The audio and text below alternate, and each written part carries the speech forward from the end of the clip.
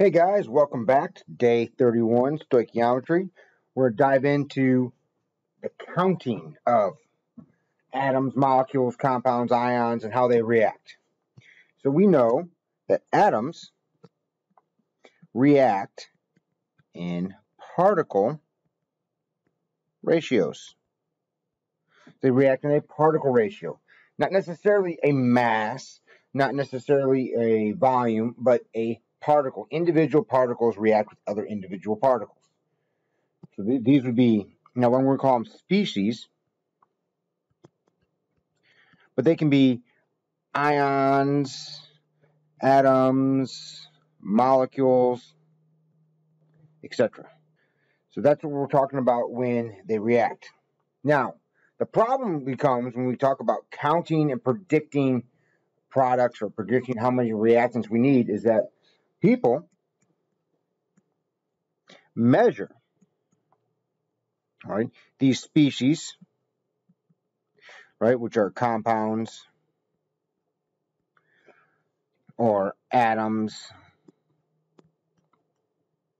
ions, etc., molecules, in mass, which would be, of course, a lot of times grams or kilograms. Volume, a lot of times that's either going to be milliliters or liters, some type of method, liter there, or pressure. And we use atmospheres, but sometimes it's torr and some other units that you might have to convert. So we need to convert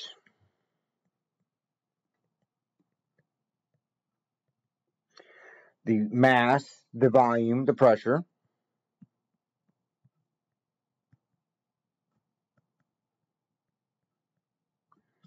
into moles for calculations.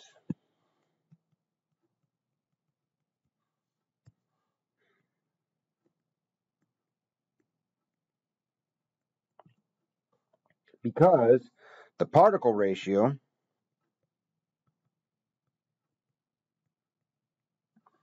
is the mole ratio. Since the particle ratio is the mole ratio, we need to convert what we measure into moles. Then we know the mole ratio of reactants to product, and we can then predict what we need or what we produce. So solids, since we use mass, what do we use? For solids, we're going to use molar mass.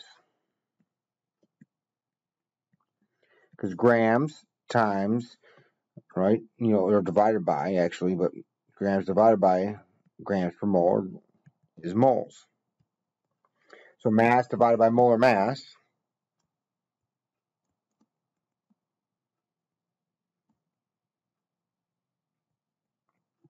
gives us our moles, which is good. Volume, we can use two different ways for volume. So when we have volume, right, we can use our density and molar mass to get moles, or in the next chapter, we'll learn molarity to get moles. Now, for density, of course, is grams per milliliter, and then we have grams per mole, and we can get a mole that using those two units. So if I start with X milliliters, right, we can multiply by so many, we multiply by the density grams per milliliter, and then we do the grams and mole there. So we're dividing by the molar mass to get moles. We can do that. Molarity, we'll learn, is actually moles per liter. So you just molarity multiplied by volume will give us moles, which is very convenient. And for pressure, for gases, all right, you use the ideal gas law. And with the ideal gas law, there's even some variations with that, because pressure can be proportional to volume, or pressure can be proportional to moles, depending on the situation and conditions. So that is what we're going to do to use this for reactions. Now, let's do some examples for this. So, hydrofluoric acid cannot be stored in glass bottles because compounds called silicates, in this case sodium silicates, I don't know if I didn't have that there, so silicates in the glass are attacked by the HF. HF reacts with them. Sodium silicate, for example, reacts as follows, and it gives you a reaction. So now most glass you have are like Pyrex, where there's boron infused. We're not worried about that. We're just doing the simple stoichiometry problem here. Now, you see, this really accentuates the fact that there's no coefficients. So you're going to have to balance this reaction. Here's the rule of thumb for me, at least. If I get any coefficients in the reaction, you can assume it's balanced. If I do not give you a coefficient, always check. There are reactions that are 1 mole to 1 mole to 1 mole to 1 mole. But don't just assume since, there's no coefficient, it must be balanced. No. If there is a coefficient, you can assume it's balanced. If there's no coefficient, check. So in this case, let's check. And the first time I looked, I got 2 sodiums, 1 sodium. We're not balanced. So let's put a 2 in front of NaF. There we go. Si is good. Then we got oxygen. I got 3 oxygens here. I got 1 there. I put a 3. Okay, now fluorine, that gives me, I have 6 and 2 would be 8. If I put an 8 there, how's F, or how's H? 8, 2, and 3, 8. Perfect. The question asks, how many moles of HF are needed to react with 0.3 moles of sodium silicate? Well, we start with our moles of sodium silicate. 0.300 moles of Na2SiO3. And this is why in almost every chemistry class you take, you have to worry about conversions. Because all we're doing is we're converting sodium silicate, right, basically, not into moles of HF, because it's not changing. We're just seeing how much we need of HF.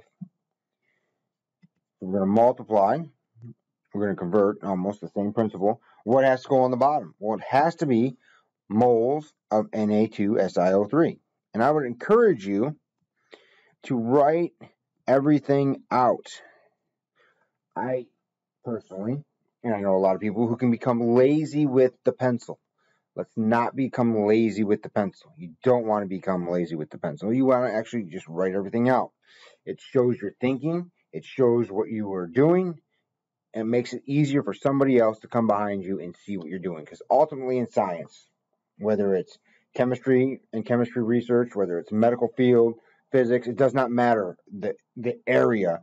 You keep a notebook, which is a journal, so somebody else can look at what you did, or you can look 5 years ago at what you did and remember what you did, because it makes it so much easier to do so. Because you might remember what you did yesterday, but 5 years ago, not so much. And so we need to have that written record, and this just is a good habit to start. So moles of Na2SiO3 on the bottom, and moles of HF on the top. Now, what's the ratio? Now, we did not write these, but there's a 1 here and a 1 here in front of sodium silicate and our product with silicone in it. And so we have 1 mole and 8 moles. And that's all we're looking for. So our answer then becomes, with 3 sig figs, 2.40 moles of HF. And that's it for A. B, how many grams of sodium fluoride? So that's the next question. How many grams of NaF react or form when half a mole of HF reacts with excess? We have excess. That means we have more than enough Na2SiO3.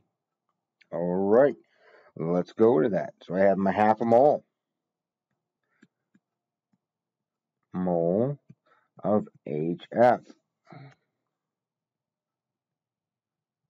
What has to go on the bottom? Well, it has to be moles of HF. That's no choice. Moles of HF. And we're looking for moles of NaF, because we have everything reacts in a mole to mole ratio. We go back to our coefficients. There's a coefficient of 8 in front of HF and a coefficient of 2 in front of NaF. But we're not done because we need grams. We know that 1 mole of NaF, or sodium, weighs 22.99 grams per mole, because I always do 2 decimal places again. Fluorine, 19.00. So we get 41.99 grams NaF. And if we multiply those, I end up with 5.25 grams of NaF. So to recap, this is a mole ratio, and this is a molar mass, which is also a ratio. 0.5 is an amount. 5.25 grams is an amount. So amounts, now we can't really directly measure moles, but it's still amount. It's still half a mole of HF is an amount. 5.25 grams of sodium fluoride is an amount. We're using ratios to see how they react.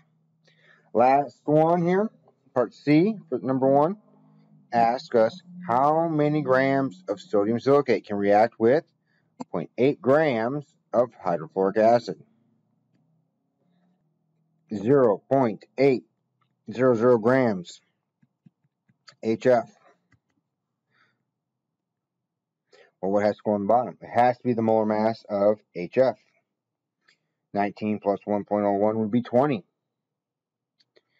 I get 20.01 grams of HF is 1 mole of HF. Now we have the mole ratio.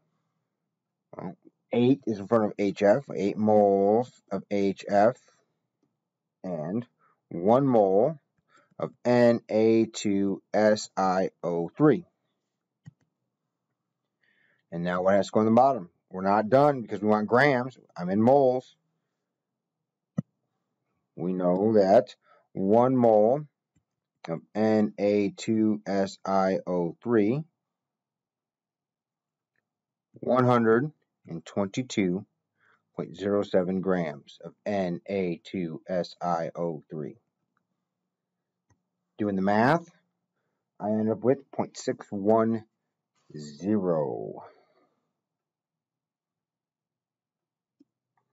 grams, 0.610 grams of Na2SiO3.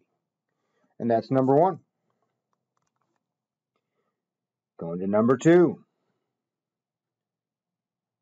The complete combustion of octane, which is C8H18, which is a main component of gasoline, proceeds as follows. So let's balance. I have 3 oxygens. All right, so 8. So I have 8. I put an 8 there, that works. 18, I put a 9. And then 9 and 16 is 25. So 25 halves, so double. 16 and 18. At this point, hopefully we're getting much more efficient at balancing, but let's double check just in case. So I would always do this too. 8 times 2 is 16. 16, check. 18 times 2, 36. 18 times 2, 36. 25 times 2 is 50. 16 times 2 is 32. Plus 18, 50. Part A, how many grams of oxygen are needed to burn 1.5 moles of octane? Start with 1.50 moles of C8H18. What has to go on the bottom? What's moles of octane? In this case, 2 moles of C8H18 happens to need 25 moles of O2. And that's all we're looking for. For 3 sig figs, I get 18.8 moles of O2. B, how many grams of O2? So how many grams of oxygen gas are needed to burn 10 grams of octane? So this A was mole to mole. Now we're going gram to gram. So some more steps. 10.0 grams of C8H18. The first thing we have to do is the molar mass. So many grams of C8H18 is 1 mole. C8H18. Well, 12.01 times 8 plus 1.01 times 18, I get 114.26 grams of C8H18. Now this is going to look very familiar because it's the mole ratio. It's going to be 2 moles of C8H18 to 25 moles of O2.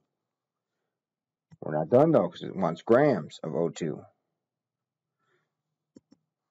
We know that 1 mole of O2 is 32 grams of O2.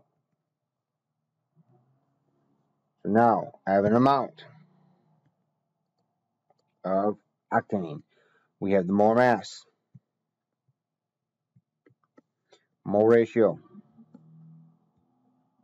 and a molar mass. And we're going to get an amount of oxygen gas. That amount that I get is 35.0 grams. Nope, didn't change. 35.0 grams of O2. Part C. Octane has a density of 0.692 grams per milliliter at 20 degrees Celsius. How many grams of oxygen are required to burn 15 gallons of octane? Now, of course, not everybody has 15-gallon gas tank, and it's not all octane. In fact, most gasoline is proprietary, and so there's a little bit of variance in their actual mixtures. But as a small approximation, let's look at this. We're going to start with 15 gallons. C8H18.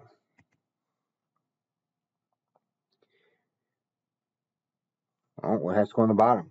I have to get my gallons to milliliters because this is my density. I'm going to use my density to get to a volume, to a mass, my volume to a mass. So 1 gallon of C8H18 happens to be 3.785 liters of C8H18.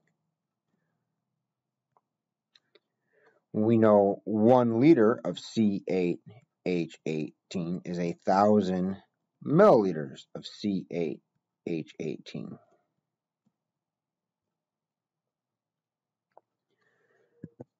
We know that 1 milliliter of C8H18, 1 milliliter octane, is 0.692 grams of C8H18. Now at this point, I'm in grams of octane. It's going to look exactly like this. It's going to be this purple step up here in part B. It's going to be, I know there's an A here. This is actually part C, isn't it? Sometimes Microsoft doesn't agree with me. We're going to have the mole ratio as in part B, and then the molar mass oxygen. So grams to moles, I'll use the same exact color. 114.26 grams of C8H18 is 1 mole of C8H18.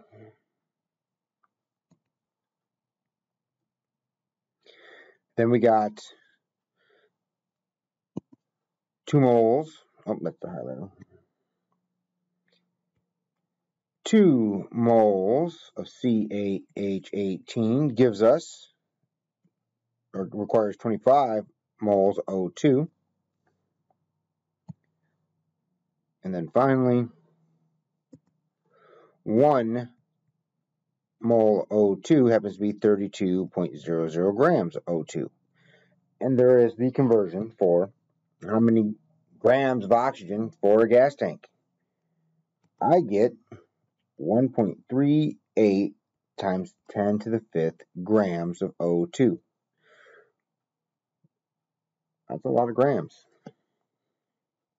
That's 138 kilograms. That's quite a bit of grams of oxygen to each gas tank. That's a lot. Part D is how many grams of CO2 are produced when 15 gallons of octane are combusted. So this is going to look very similar. I have 15 gallons. I still have all this. I still have this. I still have this. I still have this. But right here, these last three are going to be different. So that it's not 25 moles of O2. And then obviously it's going to be the molar mass of CO2. So let's get started. I have 15.0 gallons of C8H18. Now I'm rewriting all this out. Do you actually have to if you're solving this? No, you could actually do the first 1, 2, 3, 4, 5, all the way to the purple here, and actually get a number of moles of C8H18 and go from there. And just do 3 steps. You're welcome to do that. I'm going to write the whole thing out. 1 gallon of octane happens to be 3.785 liters of octane. 1 liter of C8H18 happens to be 1,000 milliliters.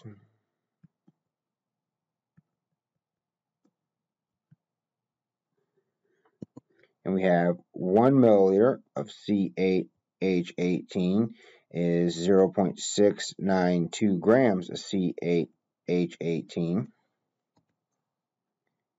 And then we have, in purple, 114.26 grams of octane, 1 mole. And then we have 2 moles octane.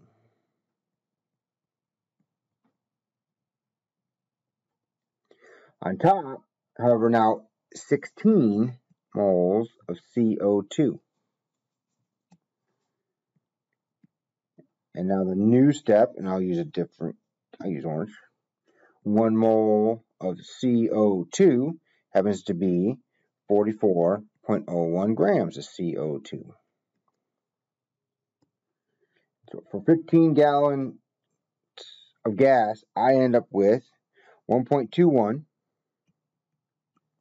times 10 to the 5th grams of CO2. Automobile airbags inflate with sodium azide, rapidly decompose to its component elements. So we got sodium azide here, and we have 2 nitrogens, 3 nitrogens. So I'm going to put a 2, and a 3. Is that balanced? 2, 2, 6, 6. Yes. How many moles N2 are produced by the decomposition of 1.5 moles of sodium azide? What are we starting with? 1.5 moles of NaN3.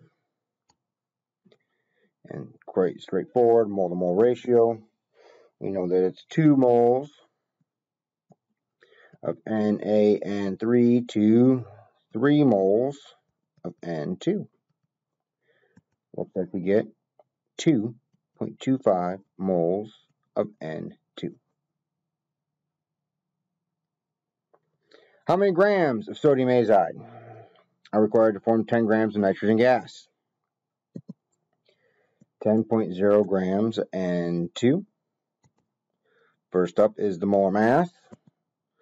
We know 28.02 grams of N2 is 1 mole of N2.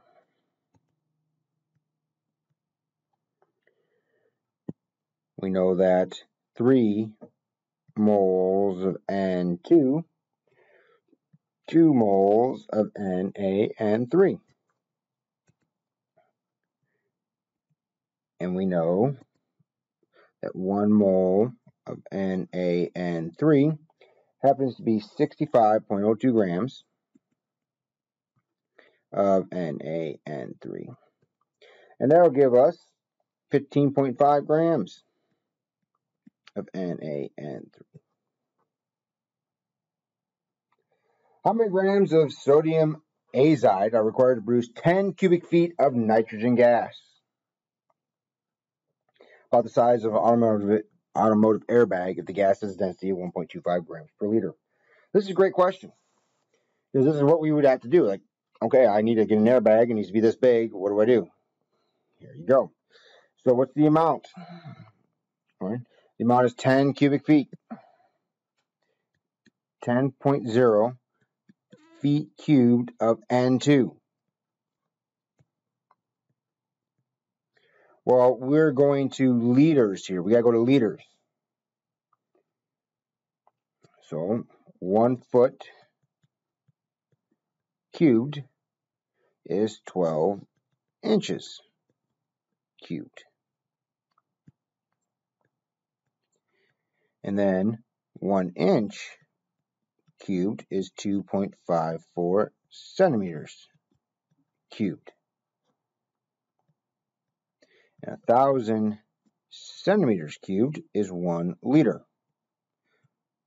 I went from cubic feet to liters. I like using centimeters and inches because it's an exact number. Do you have to? Of course not, but I like to. Density. We know that for 1 liter of N2 is 1.25 grams N2. And I got lazy with my pencil. This should be N2, N2, N2, N2, N2, and N2. See, I got lazy. Don't get lazy with your pencil. And now we're in grams of N2. What goes on the bottom? 28.02 grams.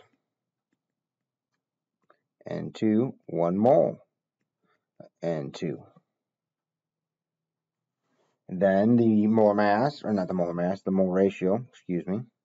The molar ratio of 3 moles of N2, 2 moles of NaN3, then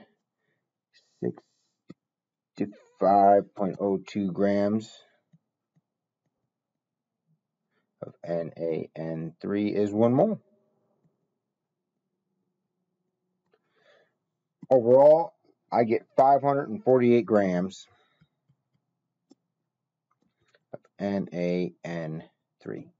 Which, to be honest, 450-ish grams is a pound. So that's between 1 and 2 pounds, which is not a lot. And that is number 3.